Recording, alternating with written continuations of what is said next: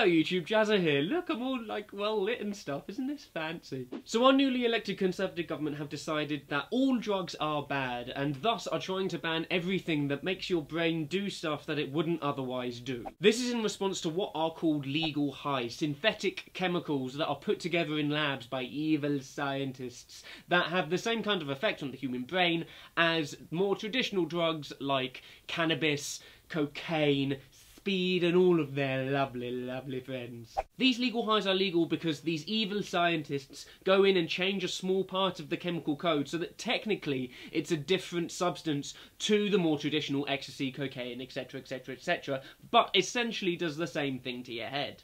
The government want to crack down on the use of these legal highs by banning everything that does anything to your head and your mental state, basically, through the Psychoactive Substances Bill. The bill itself describes its purpose as to protect hard-working citizens from the risks posed by untested, unknown and potentially harmful drugs. Importantly, the bill will exclude alcohol, tobacco, food, medical products and caffeine, so I don't have to worry about not having my morning brew.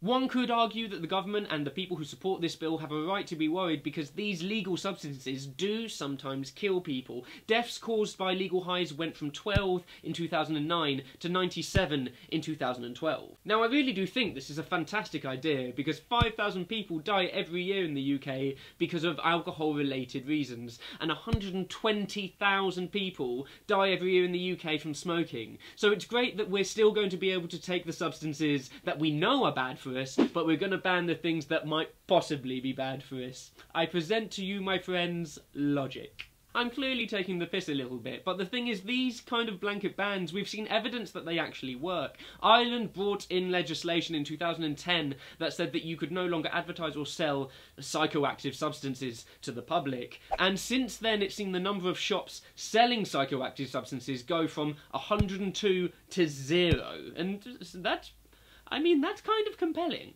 The thing is though, Ireland unfortunately has the third highest rate of drug-related deaths in the EU, and you'd think that your goal would be to reduce the number of people dying from the use of psychoactive substances, legal or illegal, and not measuring your success on how many shops have been closed. Now, full disclosure, I don't take drugs, they just don't agree with me, so I have no vested interest in this, other than the more general ideal of having fewer people die unnecessary deaths. And I feel like that's something we can all get behind, right? This bill looks like it's going to just choose to ban any psychoactive substance just cause. It doesn't matter if they actually do harm or not, but they're just bad because of the fact they do brain things. Methinks that this is probably pandering to the Middle Englanders, who would probably say something along the lines of, "Oh Albert, I know we had that long weekend in Amsterdam in the 70s, but can you imagine what these poor children are going through to have to get high every evening?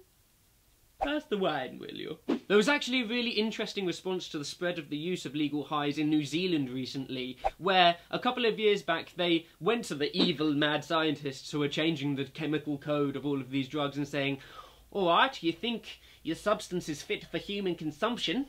Well, then prove it, mate."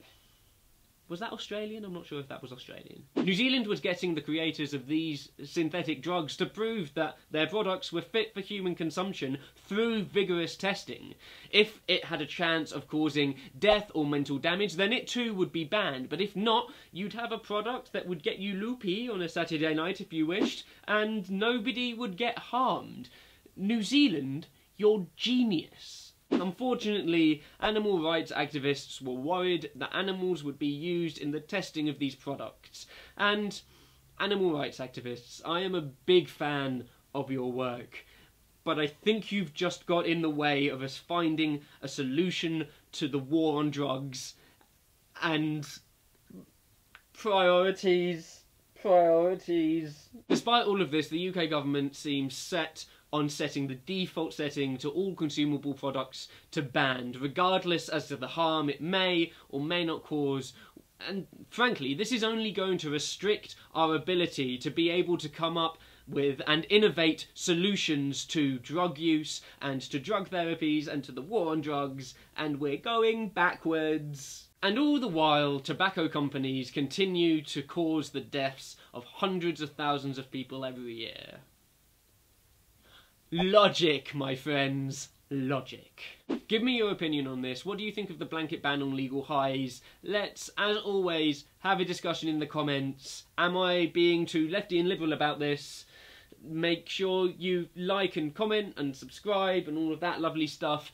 If you enjoy podcasts, I now have a podcast that's on iTunes. I'll leave a link to it in the description. It's called The Right Dishonourable. I do it with my mate Jimmy, and I'm really proud of it, and we talk about these kinds of issues.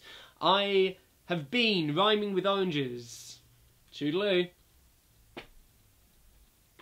Hello Internet Jazza here. If you've been watching the newsy news, you may have heard about the Human Rights Act and the fact that the Prime Minister of the United Kingdom of Great Britain and Northern Ireland, David Cameron, wants to scrap it.